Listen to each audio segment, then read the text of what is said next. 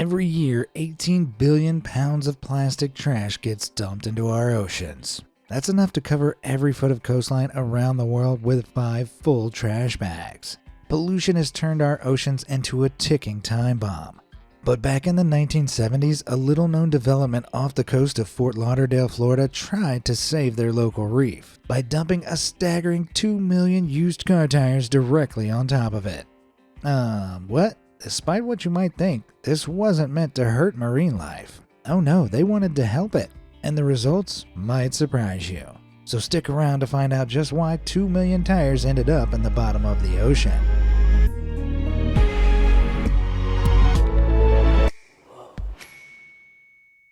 Okay, so before we jump into the tires, there's some super important stuff you need to know first. Super important and super scary. Prior to 1972, there wasn't anything stopping companies from disposing of anything they wanted to in the oceans. It was open season.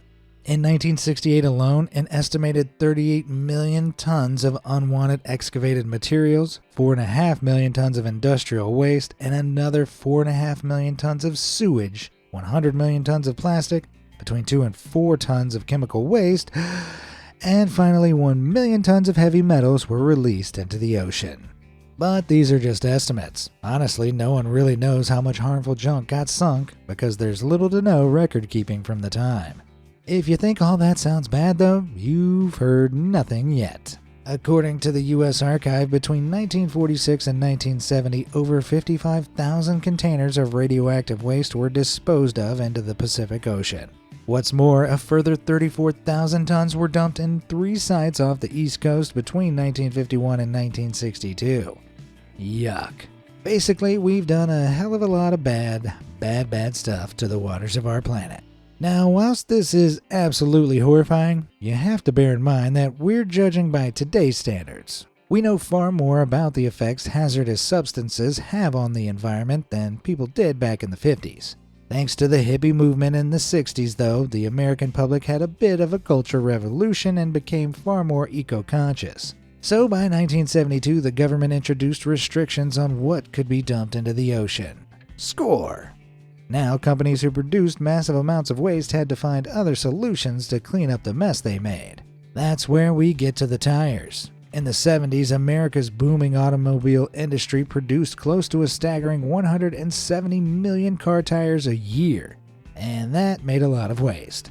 While some very basic recycling practices existed as far back as the 1960s, most tires were just dumped into landfills or incinerated. But in 1972, Broward Artificial Reef Inc. proposed an audacious 2 birds 1 stone solution that would both remove all of the ugly tires piling up on land and help undo some of the damage done to the ocean. What was the solution? Well, they proposed building an artificial reef from the used tires off the Fort Lauderdale coast. See, natural coral reefs serve as incredible ecosystems for our oceans. Corals are marine invertebrates that provide food and shelter for all manner of marine life, so their loss would be devastating. Even so, we are losing them. So by dropping tires into the ocean, they theoretically provide extra surface area for new corals to grow on. The more corals that grow, the more fish are enticed into the area. Bada bing, bada boom, you've got yourself a little self-sustaining ecosystem. Sure, it was a pretty experimental idea, but similar reefs had been built all across northeastern USA, the Gulf of Mexico, Indonesia, Malaysia, Australia, and Africa. So why not Florida? Sounds too good to be true, right? Ha! Just you wait. The project received government approval in 1974, and that spring more than 100 privately owned boats came forward to help out. Each vessel carried thousands of tires bound together with steel clips and nylon and deposited them across an 88-acre site 7,000 feet offshore. It was so popular that even tire manufacturer Goodyear got involved. Not only did they provide equipment to smaller boats, they even christened the site by dropping a giant gold-plated tire from a branded blimp as it flew overhead. Wow, not melodramatic at all then. In total, a mind-blowing 2 million tires went into creating Osborne Artificial Reef. Can you imagine what that must have looked like? 2 million tires cascading off ships into the Atlantic Ocean? I'd say something a little like this. Now, however, 50 years have passed and it's almost unrecognizable from what it looked like before. Are you ready to see it?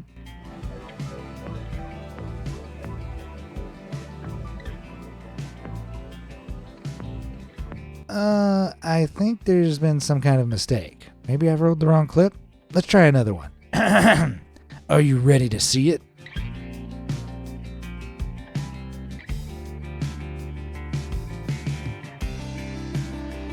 Huh. Where's the reef? All the corals and the fish? Well, there isn't one. Despite having the best of intentions and promising big results, the Osborne Artificial Reef was a catastrophic failure.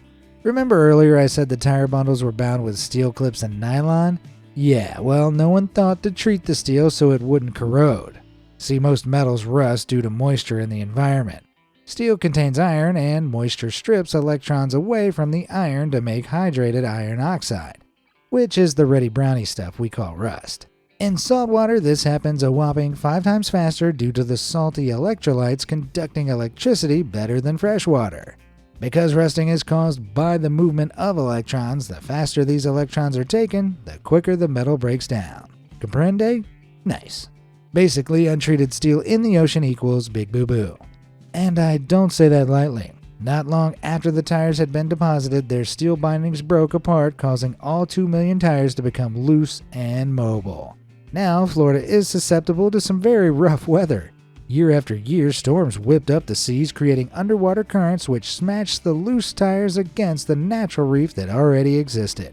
So anything that was there got utterly destroyed. Rather than create a new reef, the tires were obliterating the old one. But the damage wasn't just contained to the local environment. Oh no. In 1995, Hurricane Opal tore through the Gulf Coast and spread over 1,000 tires across the Florida Panhandle. And then again in 1998, Hurricane Bonnie dumped thousands of tires along North Carolina beaches. It was an absolute mess. But that's not all. You ever heard the saying, a rolling stone gathers no moss? Well, moving tires don't grow corals. Not only did the tires destroy the existing reef, but they also failed to grow anything new. Corals require clean, healthy, warm water with a strong wildlife population to grow properly. That's not going to happen on a tire getting yeeted 900 miles to North Carolina, is it?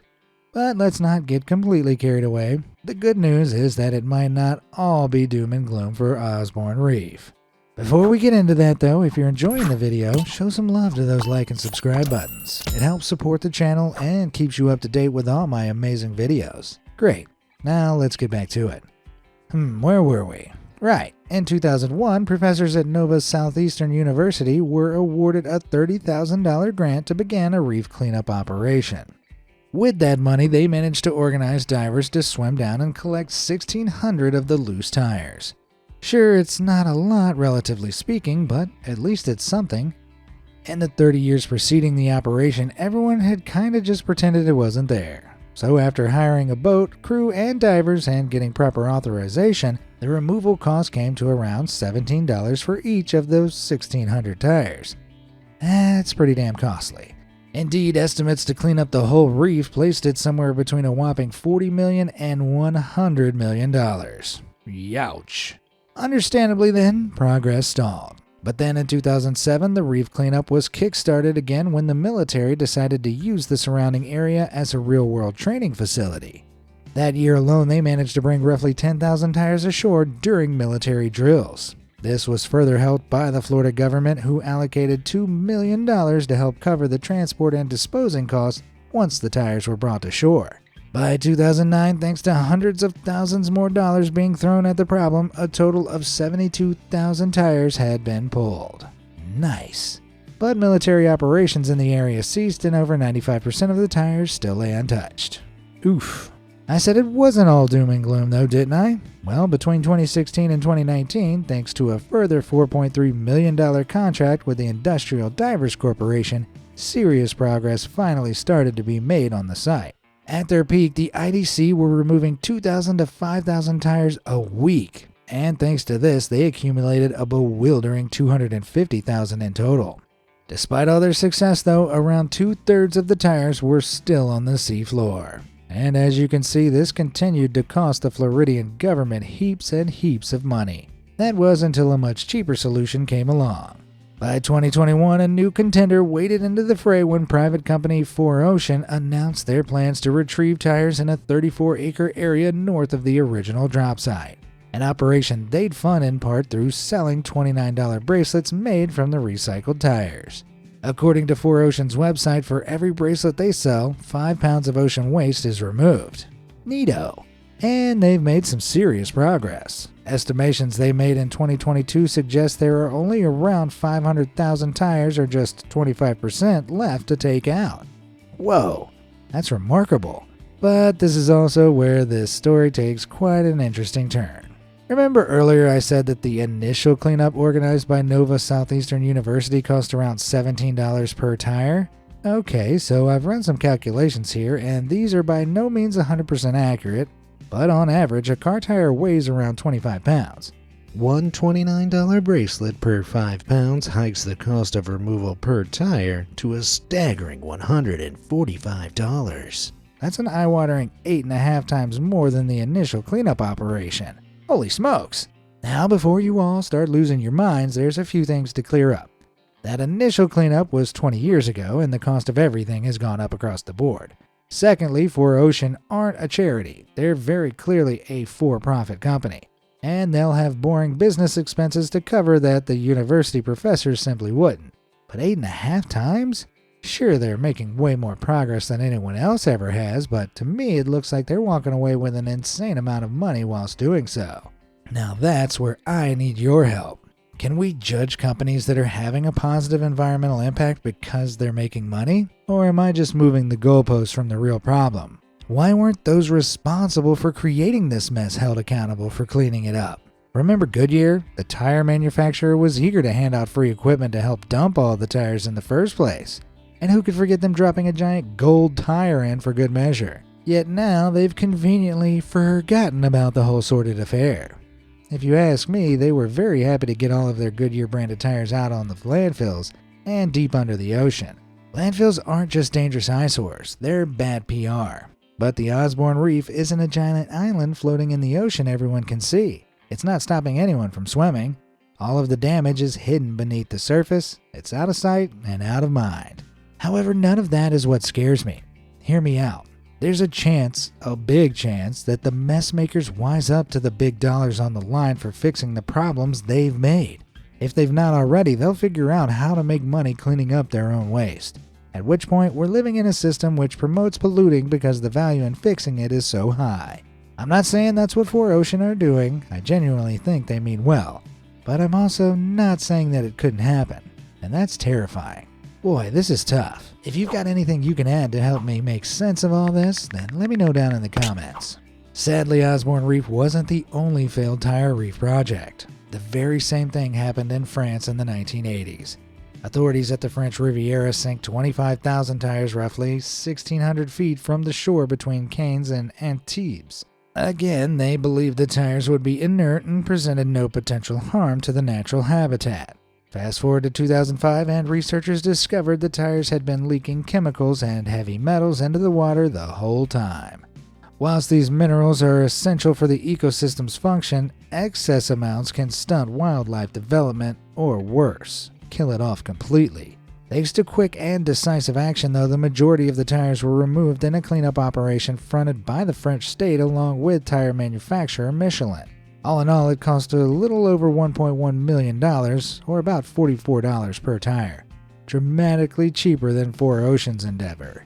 Nowadays, researchers from the Ocean Conservancy and environmental advocacy groups say there's little evidence that artificial reefs actually do any good, even the ones that do take off. The list of potential problems is monstrously long, from toxicity in paint to plastic parts to the damage done to the ecosystems.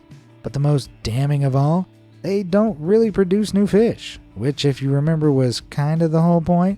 In fact, artificial reefs don't encourage new growth at all. They aggregate fish from other nearby, often natural reefs, and concentrate them into a single area. Fishermen then clock that fish are all gathering in this one place and overfish the populations. It's a really vicious cycle. But all the pushback and discouragement from experts still doesn't stop new artificial reefs being built, with varying degrees of success. Off the coast of Key Biscayne, Florida, an artificial structure called Neptune Memorial Reef was opened in 2007 with the intention of storing some rather unusual cargo. Want to have a guess at what it is? It's not tires, it's the souls of the damned. What? Okay, not quite. Hopefully no one's damned, but the reef offers a service where after someone's passing, they take their cremated remains and mix them with pH-neutral cement, which doesn't affect the water parameters like regular cement would. From this, they form a concrete memorial. These can weigh from 550 pounds up to a hefty 4,000 pounds. Sheesh, ain't no way that's floating off. In fact, each memorial is designed to withstand the strongest storm in the last 100 years. But that's not the only consideration they've taken. The surface of each structure is made to be especially rough, so corals have plenty of surface area to attach to. Neat. Once each commemoration ornament is completed, it gets lowered into the huge 600,000 square foot site where each memorial is laid out meticulously. No joke, this place is set out like a giant underwater city with roads, a large central feature, and even underwater benches and statues. Awesome. Neptune Memorial Reef is the brainchild of marine biologist Gary Levine and artist Kim Brandel, who envisioned a place where eventually over 125,000 remains could be interred. As of 2022, however, it only managed to accrue 1,500 people, one of which is famed celebrity chef Julia Childs.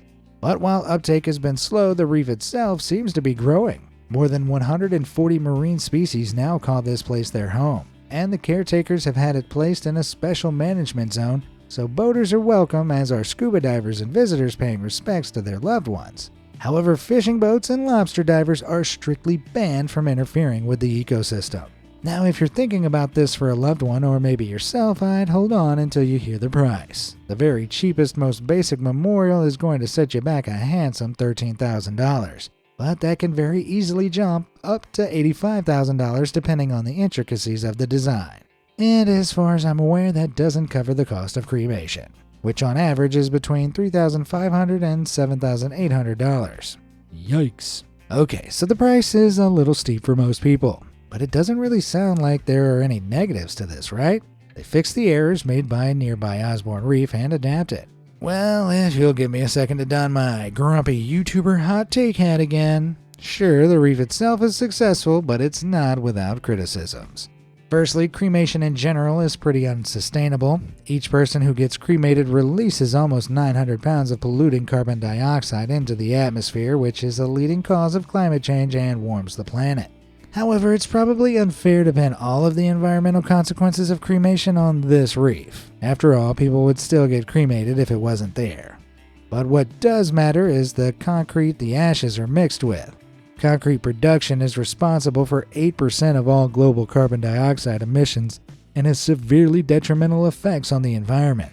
As more CO2 dissolves in our oceans, the pH level, which determines how acidic or alkaline the water is, decreases, becoming more acidic. But corals require alkaline water to grow.